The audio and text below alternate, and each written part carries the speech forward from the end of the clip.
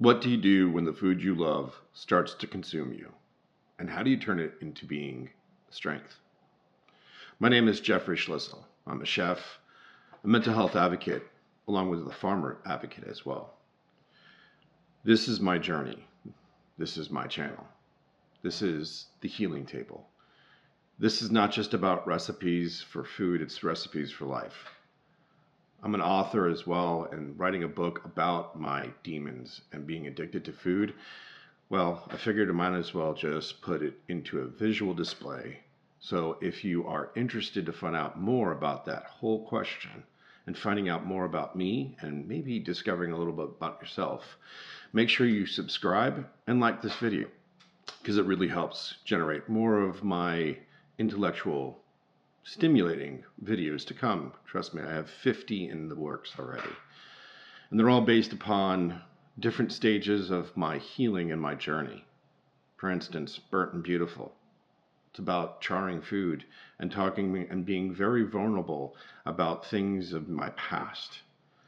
But enough about the food aspect of this. This is about me and being raw and unfiltered and telling my story so that you can maybe relate to some of it. At a very young age, I was just enthralled by food. Food was always around me. I remember I was 3 to 5 years old, and my grandfather looked at me and he said, "What do you want to eat?" It was 5 o'clock. I mean, that's what people of 80 years old do, right? I wanted chicken parm. And there he was. He just whipped up this dish, chicken and flour and eggs and breadcrumbs, and I watched him do this dance from dipping the chicken into the flour, into the egg, into the breadcrumbs, and not even knowing what that meant to me for later on in my life and what that journey was going to start. But I was just mesmerized at how he turned something into being such a delicious meal that I still judge pretty much all chicken parms based upon that dish. Mind you, I'm 54. Fast forward, I remember my mom eating or making these porterhouse lamb chops, and there's a joke still to this day when I was that age eating 18, but oh, he left a lot of meat on the bone. And I tell you these things because I think those are two deep-rooted, deep-seated, the beginnings of my journey to food addiction and the topsy roller coaster world of being a chef, ironically enough, being surrounded by food and yet being addicted to it. And I just found this out recently. And I also just found out recently that I have ADHD.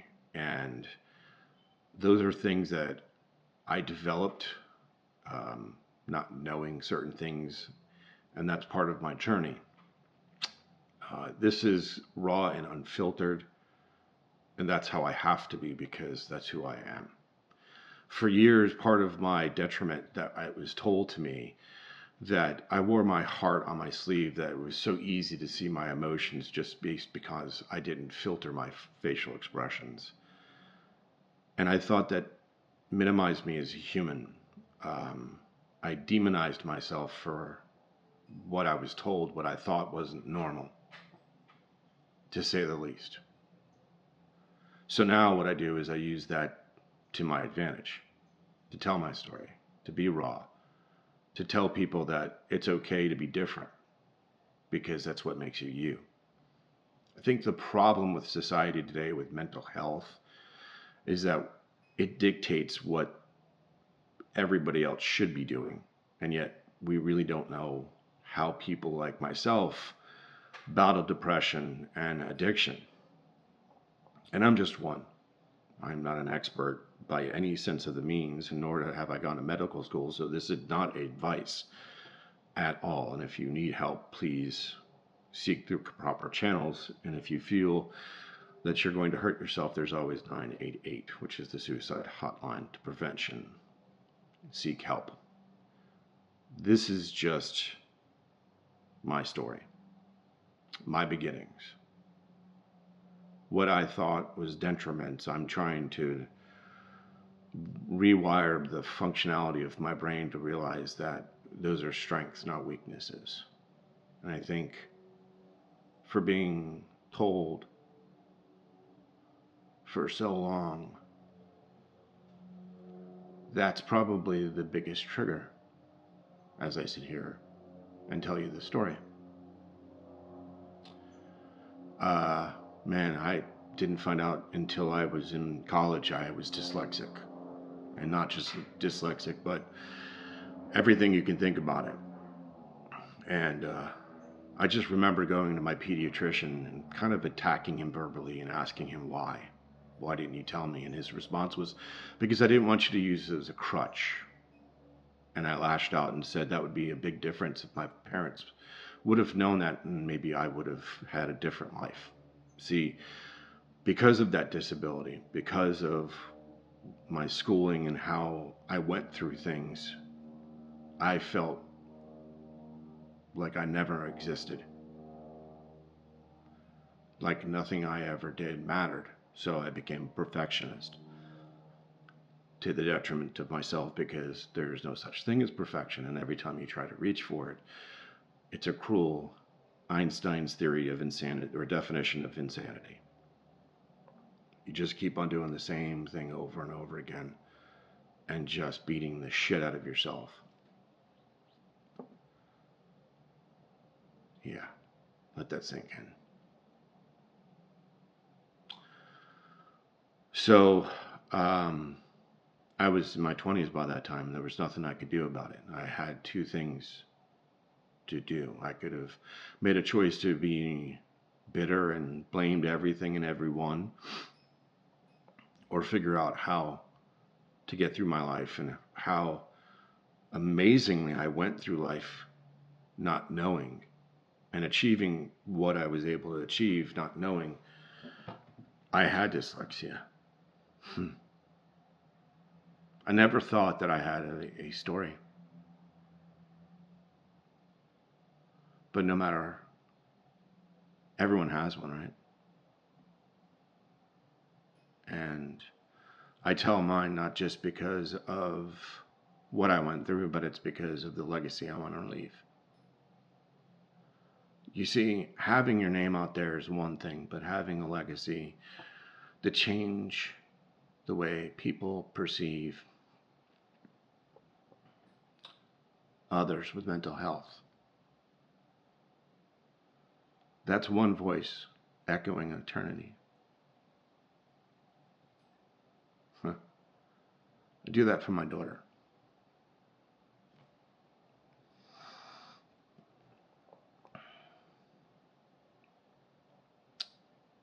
That's the why.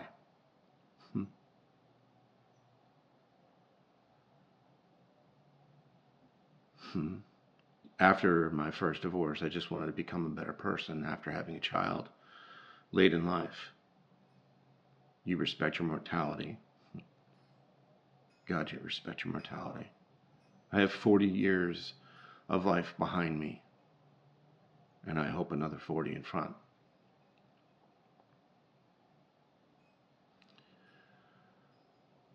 Sidebar. A lot of you don't realize, when men talk about mortality, that's our manhood. How much of our existence will we not feel like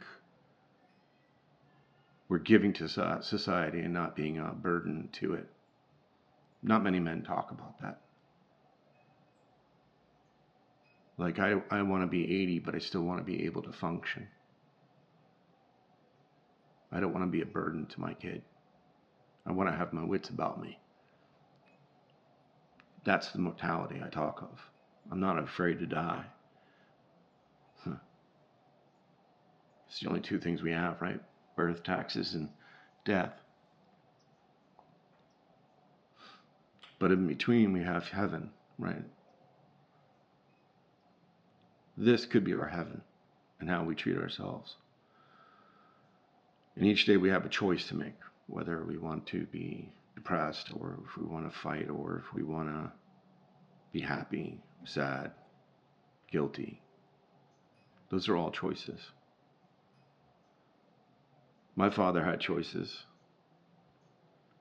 I was verbally and mentally, and sometimes, not most, physically abused. It's more spit out than anything, if that's abuse. But verbally and mentally, yeah, definitely. I just remember I got in a car accident when I was about 8 years old. Was late to school. My dad had just bought me this bike. It was a used bike. It was a 10-speed. And I just remember him telling me, don't fuck it up. Don't break it. And I was late to school, and there was right there on Roosevelt and Emerson Drive today, still in Hollywood. Right before Taft Street, there was a crosswalk there, the light. And I went to Chardon Hills Elementary.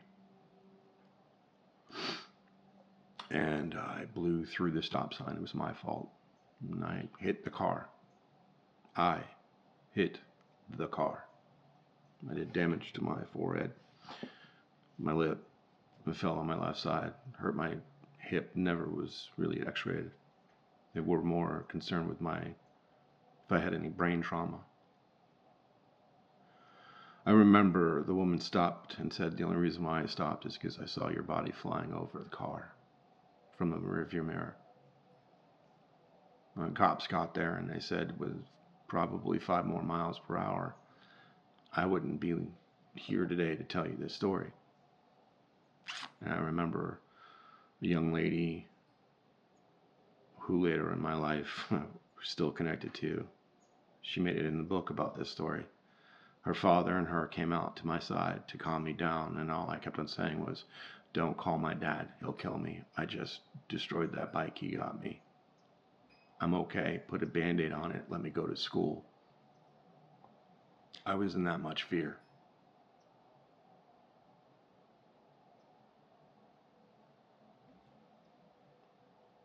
Wow.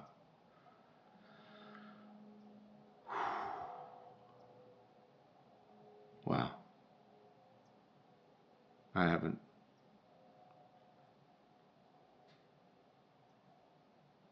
Wow.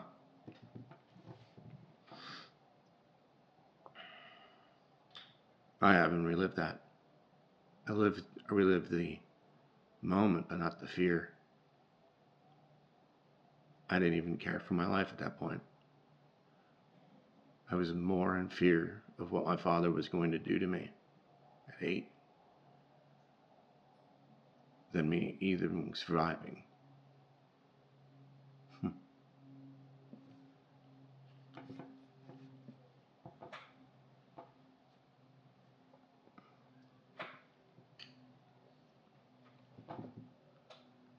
It's funny, I don't see myself, when I reflect on that as the child. I'm hurt because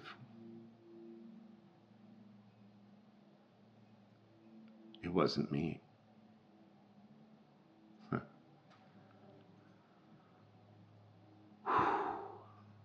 Wow, that was a big step. See, stuff like this. This is what you're going to learn on this channel.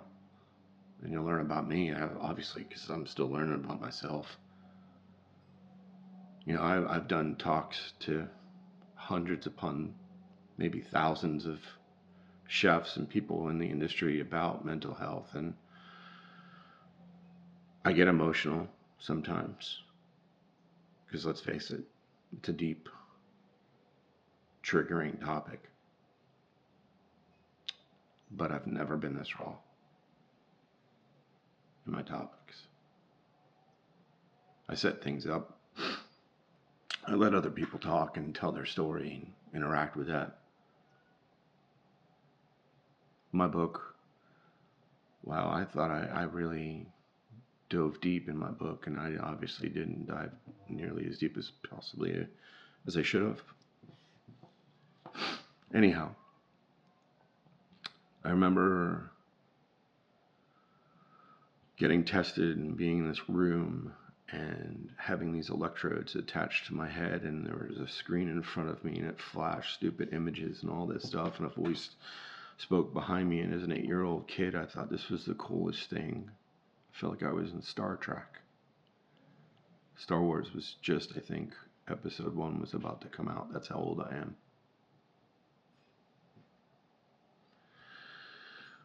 Anyhow, never knew at the time what they were doing. I know they were checking for brain activity or damage and see what was going on, but realistically, what they were checking for also was my learning disability. Yet I never knew. Every time school started, I was grounded. Day one. My father felt it was in my best interest because I would have to get my homework done because I just didn't want to do it. Turns out I had a very, very, very high IQ. But I also had dyslexia and normosis. I flipped numbers, and the more complex things were, the easier they are for me, and the easier things are, the harder they are for me. To break it down in layman's terms, 2 plus 2 equals 4 was harder for me to get than E equals mc squared.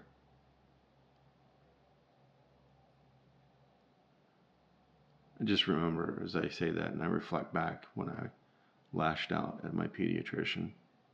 Why didn't you tell me? I was so angry at what my life could have been. But yet I sit here and say, was my life and I wouldn't change it for the world. None of it. Not the abuse I took. My mom used to push it off and always tell me from picking up the pieces of when my dad and I argued.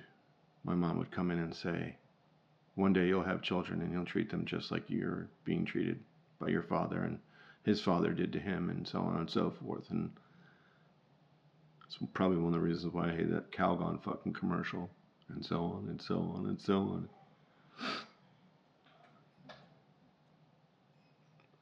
But I used to fight back and say, well, Jeffrey Dahmer's parents didn't teach him how to eat people, and Ted Bundy's parents didn't teach him how to be a serial killer, and so on and so forth. I was more logical, especially in my arguments that really didn't make sense to me. I don't realize the strength I had. I never did until I had my daughter, and she looked at me one day and lashed out at me and said, you know how all those times you tell me that you don't want to be like your father and you don't want to treat me like he was treating you. Well, you're being just like he is or was to you. You're being to me. And it stopped me instantly. Dead in my tracks. And I looked at her and I said, you have no idea what I went through. And nor will you ever. Because I have never treated you like he treated me. It was 2 years ago. I broke it. I broke the cycle.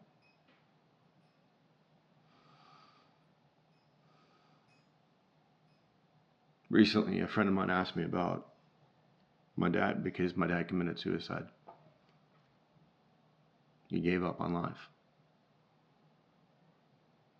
He said he was never going to live to 76, nor did he.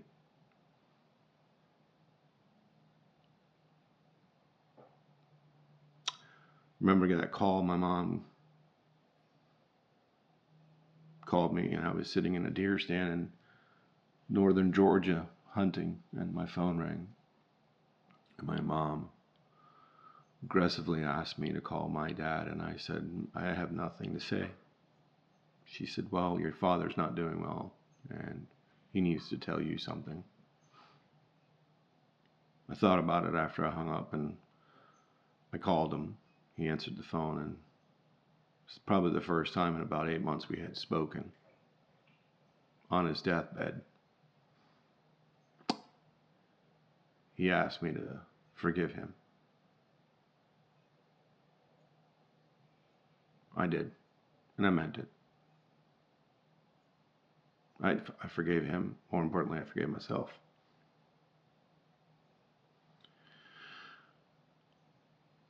He died 10 days later. In between that, he probably died because somebody, as my sister, didn't sign the DNR. He died, I think, 3 or 4 times. and they had to resuscitate him until the last time. So recently, a friend of mine asked me about my father, about the relationship and everything like that, and I basically said I had a different dynamic. I had a different thought process because I'm just being different. When I forgave him, I forgave myself. That meant I'd already moved on. I knew my dad was not going to make it. He made the choice to not make it. It was sad because my mother had lymphoma and stage 4 lymphoma, to mind you, and she beat it, and I thought that would be another lease on life for them to be together. It didn't work out that way. And then my dad, if he would have just followed the proper instructions from real doctors, not on the internet doctors, he could possibly still be here today. But he had made a choice, just like I said at the beginning, right? I think the hardest thing for me to work through now at my age, obviously it's not expressing myself, it's just figuring out that it's okay not to be perfect, because you really do mean something. You really have achieved, but not what I've wanted to achieve, let's put it that way.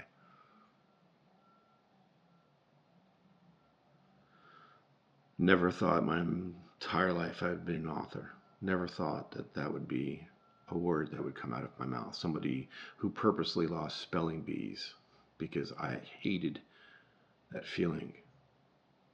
I hated that feeling of being berated and just bullied, because that's what I went through as a kid by my own father.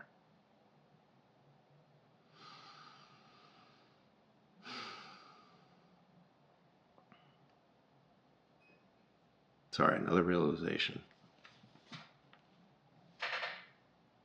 Stuff I guess I'm still working through. But food was that whole, it was my whoopee. For those of you who don't know what a whoopee is, go watch a great movie with Michael Keaton, Mr. Mom. Want a scotch? It's 7 in the morning. Beer? Anyways, I might have done that reversed. Anyhow,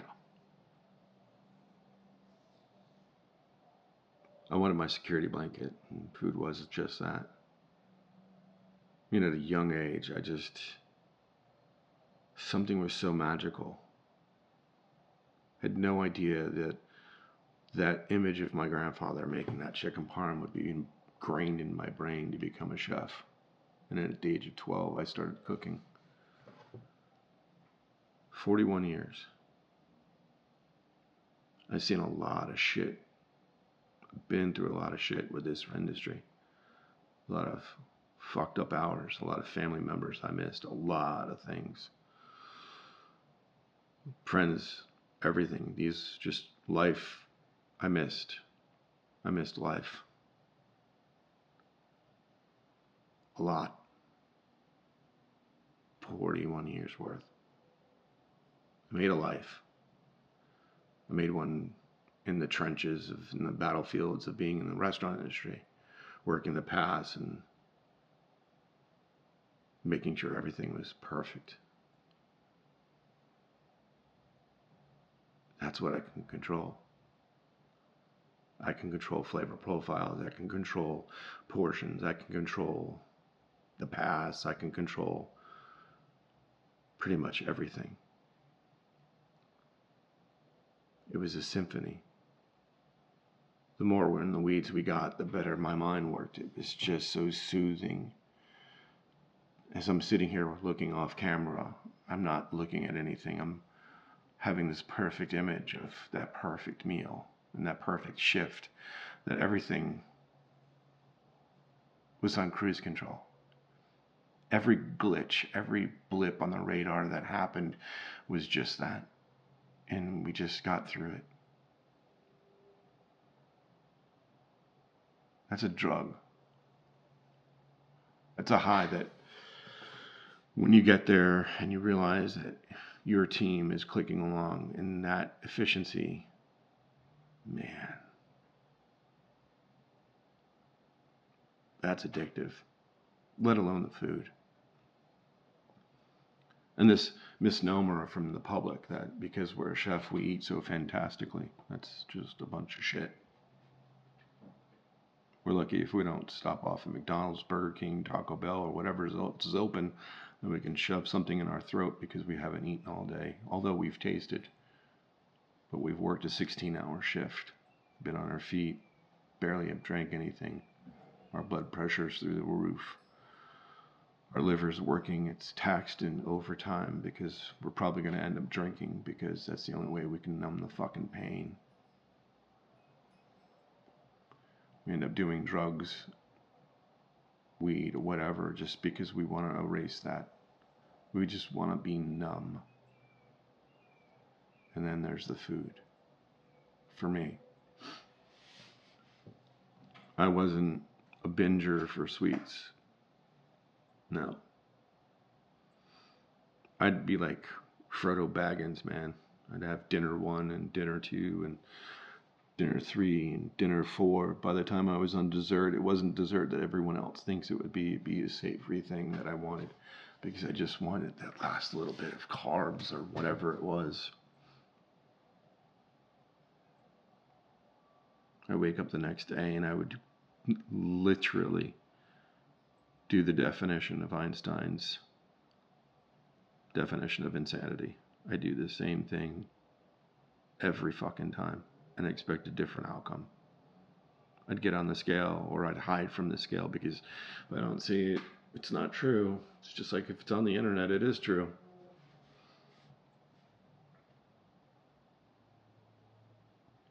And then you beat yourself up because of all the shit you put yourself through, let alone your family through, let alone you, yourself, your health, everything. It just grows to being in this dark black hole, sucking the life literally out of you. And then depression sets in and taps you on the shoulder, and you look at it and go, "Hi, old friend." I mean, that's what the old saying says, right? That's why we have them. Misery loves company. Why not throw on depression, right? Wasn't until recently I remember I was doing a talk and I was talking about my suicide attempt. I was 18. My dad and I, there we go, right? Common denominator. My dad and I were arguing, and I didn't do that well or to his specifications of the SAT, and I hated standardized testing. I still do to this day. I think it doesn't demonstrate anything to the individual. And I think each individual is exactly that. They're an individual and they should be tested as such. Anyhow, I digress. We got in a huge fight about the SAT. And I just remember, whatever, just walked out the fucking door, did my shift, and in Hollywood there used to be a place, probably still is, I don't know, on North Lake. There's 2 lakes. Obviously the other one's south, just for everyone's clarification if you were wondering. I'm not going to keep that a secret. And then North Lake had a marina, and you pull your boat. You know, obviously you have your car and you go down a ramp and put your boat in, and you go park your car. I decided to take my car and drive it into the water, and not to get too graphic, the last image I had was of my grandfather being in the hospital and finding out that I had completed suicide, and I didn't want that on my conscience or my soul, so I stopped. Put the car, luckily, in reverse and was able to get out. Told my father goes, "He just wants attention."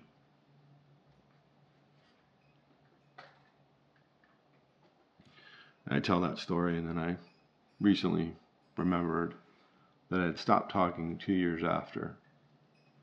And it wasn't until Bourdain's suicide that I started talking again. In fact, I tell everybody this, and I'll tell you this. since you've been listening this far in, right? Might as well reward you. But I actually was more emotional about Bourdain's death than my father's death. I think because Bourdain was more like me, and I related to him, because that could be me, or could have been me.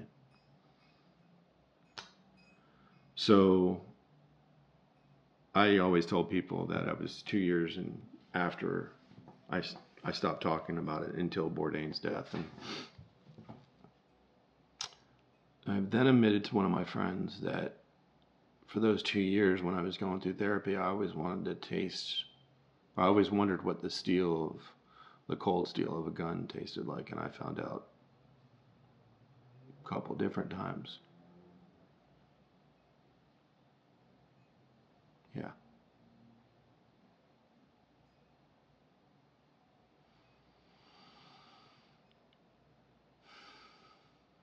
I always felt like I was never enough, no matter what I did. Even the attempts in my life, I was probably, more than likely, kicking myself in the ass because I couldn't do it, because I just couldn't accomplish anything.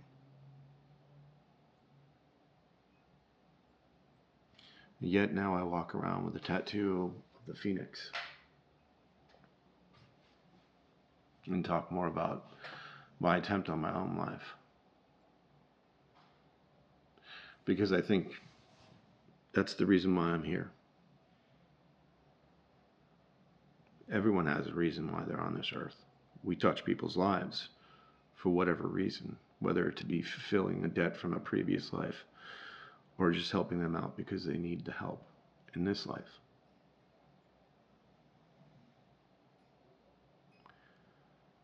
And that's what I wanted to do with my channel. That recovery is hard. It's a struggle. It's a burden. You know, I listen to a lot of friends that are going through a lot of shit. And I guess there's one denominator that is so true, rings so heavily for me.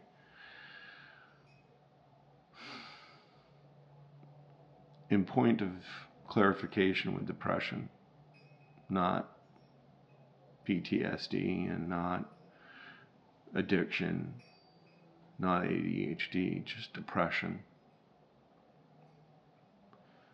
When you go through your bouts of depression and you're out, tell the person that's there, that loves you the most, that's been there the most, tell them you're really fucking thankful for them. Because the struggle we put those people through,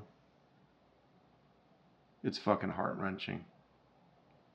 And I know we don't mean to do it, but I know when you're that dark, trust me, I know how dark.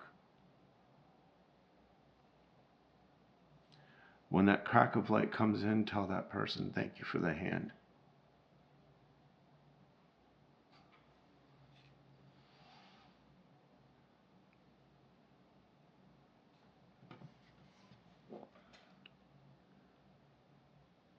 Just to say thank you. Thank you for being a lifeline. I mean, look at today's world. Look at the shit that's out there. And for one person to put their hand through your darkness, to have that love for you, fuck me, you need to tell them thank you. You're not alone. At 18, I felt the loneliest I have ever felt in my entire life. I sometimes feel like I'm alone now, but I can tell you one thing, it's me, that I do it to myself. I retreat. I don't talk. I'm trying to figure things out, to be honest. I'm trying to process what the fuck my mind is going through and what it's doing, because it's such a fucking roller coaster in there. Just trying to put one thing in front of another. But man, you gotta thank the fucking people there that are literally there for you.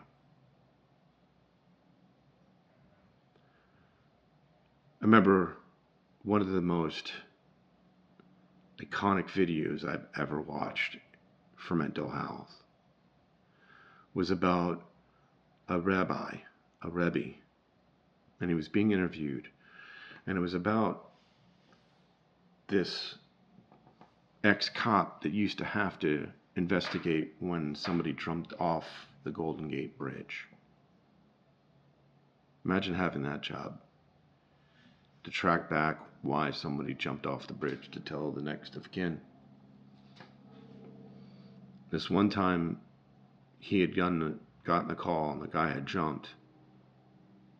He said that note will live with him until the day he dies. And trust me, it lives with me. This is how I live my life now, because of this. In the letter the guy left, it said that if one person says hello to him, he won't jump. If one person says hello to him on his way to jump, he won't jump.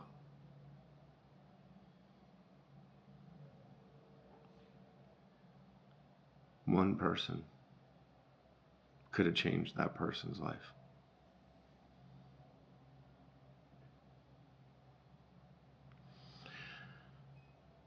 One channel might be able to open your eyes to not only seeing how people who do have mental health go through things, navigate the tipsy-topsy world of what's going on up here, or you can sing along or watch along and maybe learn how to cook something, have some fun along the way, because as a chef, that comes first, right? It's amazing how food wanted to kill me, and I didn't realize that. Then once I blew up to 300 pounds, I realized there was something I needed to do. I needed to, one, forgive myself, acknowledge what I had done, and know that I can turn things around and only I can turn them around. And that's all we're going to do. Sit, we'll eat good. Because here's the thing, I'm not a dieter. I don't weigh shit. I'm not that dude. I've got more important things in my fucking life to deal than that shit. And for crying out loud, the first three letters in diet is die. Why restrict yourself? Because once you get back onto the real thing and you're back into life and you're off the diet, then how do you know not to eat what you're not supposed to eat? Or how you're supposed to live with that out there? It's an industry that's $12 billion or $20 billion strong. Do you think they're going to try to help you? All they want is your fucking money. So I don't diet.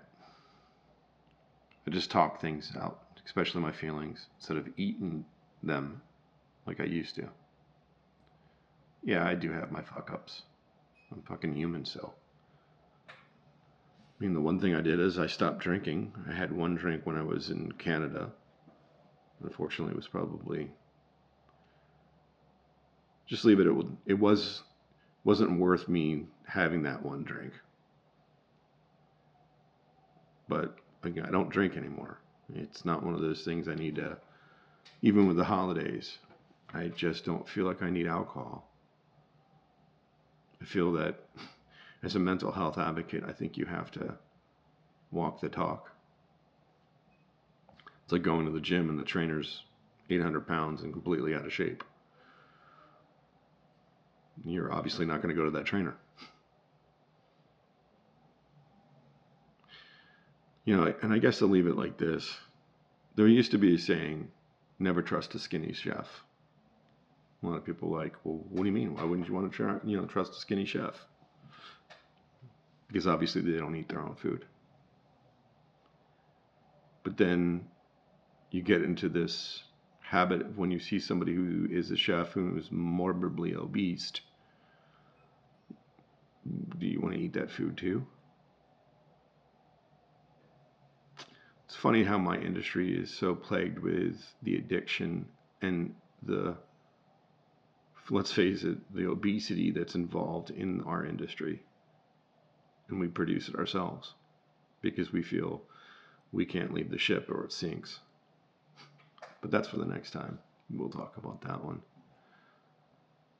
So, this is just a little nougat of my life. If you've been this far, I appreciate you and I thank you so much. Just hit subscribe, like the little bell, so as I drop these videos, you get notified, because the next one, we're going to finally start cooking. But we're also going to end it with a lot of talking. And hopefully we'll touch some stuff that will touch you. And you'll get to experience something that's maybe set you on your path, finally, of whatever you want to achieve. Because if I can set myself at 54 of doing something, what's stopping you? Exactly. You are. Just like I know I'm stopping myself, and it's about time I get the fuck out of my way. And when I do, watch out.